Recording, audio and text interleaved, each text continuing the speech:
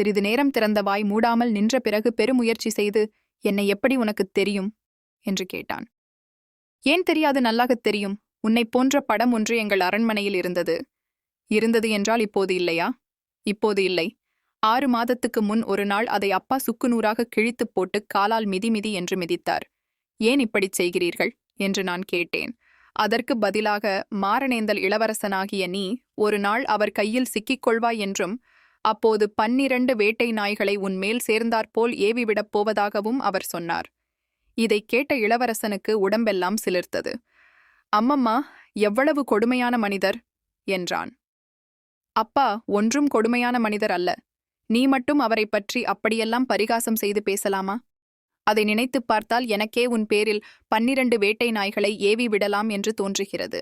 உன் தகப்பனாரைப் பற்றி நான் சில சமயம் பரிகாசமாக பேசியது உண்மைதான். ஆனால் அதெல்லாம் அவர் அந்நியர்களாகிய வெள்ளைக்காரர்களுக்கு இடங்கொடுத்து தேசத்தை காட்டிக் கொடுக்கிறாரே என்ற வருத்தத்தினாலேதான். அவர் மட்டும் வெள்ளைக்காரர்களை சோலைமலை சமஸ்தானத்திலிருந்து விரட்டி அடித்துவிட்டு முன்போல் சுதந்திரமாய் இருக்கட்டும். நான் அவருடைய காலில் விழுந்து அவரைப் பற்றி கேலி பேசியதற்கெல்லாம் 1000 தடவை மன்னிப்பு கேட்டுக்கொள்கிறேன். வெள்ளைக்காரர்கள் மீது உனக்கு ஏன் இவ்வளவு ஆத்திரம்? உன்னை என்ன செய்தார்கள்? வெள்ளைக்காரச் சாதியார் எவ்வளவு நல்லவர்கள் என்றும் கெட்டிக்காரர்கள் என்றும் அப்பா சொல்லுகிறார். நான் கூட அவர்களை 4-5 தடவை பார்த்திருக்கிறேன். ரொம்ப நல்லவர்களாய்த்தான் தோன்றினார்கள். எவ்வளவுதான் நல்லவர்களாயிருக்கட்டுமே, அதற்காக நம் தேசத்தையும் ஜனங்களையும் அந்நியர்களிடம் ஒப்படைத்து அவர்களுக்கு அடிமையாகி விடுவதா? வெள்ளைக்காரர்கள் நல்லவர்களாக இருப்பதெல்லாம் வெறும் நடிப்பு. இந்த தேசம் முழுவதையும் கைப்பற்றி அரசாண்டு இங்கேயுள்ள பணத்தையெல்லாம் கொண்டு போக வேண்டும் என்பதுதான் அவர்களுடைய எண்ணம். அதற்காக முதலில் நல்லவர்கள் போல நடிக்கிறார்கள். போகப் போக அவர்களுடைய உண்மைச் சொரூபத்தை காட்டுவார்கள். நீ வேண்டுமானால் பார்த்துக்கொண்டே இரு. மாரணேந்தல் இராஜ்யத்தை கைப்பற்றியதும் கொஞ்ச நாளைக்கெல்லாம் ஏதாவது ஒரு காரணத்தை வைத்துக்கொண்டு சோலைமலை இராஜ்யத்தையும் கைப்பற்றுகிறார்களா இல்லையா என்று நீயே பார். இவ்வளவெல்லாம் பேசுகிறாயே மாரணேந்தல், கோட்டையில் பெரிய சண்டை நடக்கும்போது நீ ஏன் இங்கே வந்து ஒளிந்து கொண்டிருக்கிறாய்? சண்டைக்கு பயந்து கொண்டுதானே மறவர் குலத்தில் பிறந்த வீரன் இப்படி சண்டைக்கு பயந்து கொண்டு ஓடலாமா? அம்மணி, நீ சொல்வது உண்மைதான். ஆனால் என்னுடைய சொந்த விருப்பத்தினால் நான் ஓடி வரவில்லை. சண்டைக்கு பயந்து கொண்டும் ஓடி வரவில்லை. என் தந்தையின் விருப்பத்தை தட்ட முடியாமல் வெளியேறி வந்தேன். உனக்கும் எனக்கும், உன்னுடைய வம்சத்துக்கும் என்னுடைய வம்சத்துக்கும், இந்த பாரத தேசத்துக்குமே விரோதிகளான அந்நியர்களை எப்படியாவது விரட்டுவதற்கே வழி தேடுவதற்காகவே வந்தேன். அதற்காகத்தான் உன்னிடம் அடைக்கலம் கேட்கிறேன். அதற்காகவே எதிரிகளிடம் என்னை காட்டிக் கொடுக்க வேண்டாம் என்று உன்னை கெஞ்சிக் கேட்டுக்கொள்கிறேன் என்று மாரணேந்தல் இளவரசன் உணர்ச்சி ததும்பப் பேசினான். அவனுடைய வார்த்தைகள் மாணிக்கவல்லியின் மனத்தை பெரிதும் கனியச் செய்து அவளுடைய கண்களில் கண்ணீர் துளிகளையும் வருவித்தன. ஆயினும் அதை அவள் ஒப்புக்கொள்ள விரும்பவில்லை.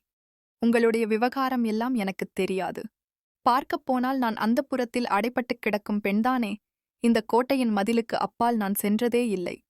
அரண்மனை உப்பரிகையிலிருந்து பார்த்தால் தெரியும். மலையையும் காடுகளையும் தவிர வேறு எதையும் நான் பார்த்ததே இல்லை.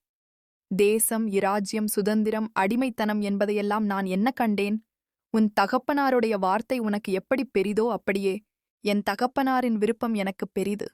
நியாயமாகப் பார்த்தால் என் தகப்பனாரின் ஜன்ம விரோதியான உன்னை நான் உடனே காவற்காரர்களிடம் பிடித்துக் கொடுத்திருக்க வேண்டும். அதிலும் அந்தப்புரத்து நந்தவனத்துக்குள் வரத் துணிந்த உன்னிடம் துளிக்கூட தாட்சிண்யம் பாராட்டக்கூடாது. ஆனாலும் நீ அடைக்கலம் என்றும் காப்பாற்ற வேண்டும் என்றும் சொல்லுகிறபடியால் உன்னை காட்டிக் கொடுக்க எனக்கு மனம் வரவில்லை. உன்னிடம் மேலும் பேசிக்கொண்டு நிற்கவும் எனக்கு இஷ்டமில்லை. வந்த வழியாக நீ உடனே புறப்பட்டுப் போய்விடு. இவ்விதம் இளவரசி மிகக் கடுமையான குரலில் அதிகாரத் தொனியில் கூறினாள். அவள் அந்தப்புரத்துக்குள் அடைந்து கிடக்கும் உலகமறியாத இளம் பெண்ணான போதிலும் அவளுடைய அறிவையும் பேச்சுத் திறமையையும் கண்டு உலகநாதத்தேவன் அதிசயித்தான். முன்னே பேச்சு நடந்தபடி இத்தகைய பெண்ணரசியை மணந்து கொள்ளும் பாக்கியம் தனக்கு இல்லாமற் போயிற்றே என்ற ஏக்கம் அப்படிப்பட்ட ஆபத்தான சமயத்தில் அவன் மனத்தில் தோன்றியது. அவன் ஒன்றும் பேசாமல் யோசனையில் ஆழ்ந்திருப்பதைப் பார்த்த இளவரசி, இப்படியே நின்று கொண்டிருந்தால் என்ன அர்த்தம்? நீயாகப் போகப் போகிறாயா? இல்லாவிட்டால் காவற்காரர்களையும் வேட்டை நாய்களையும் கூப்பிட்டுத்தான் ஆக வேண்டுமா என்று கேட்டாள். அவள் சொல்கிறபடி உடனே போய்விடலாம் என்று முதலில் இளவரசன் நினைத்தான்.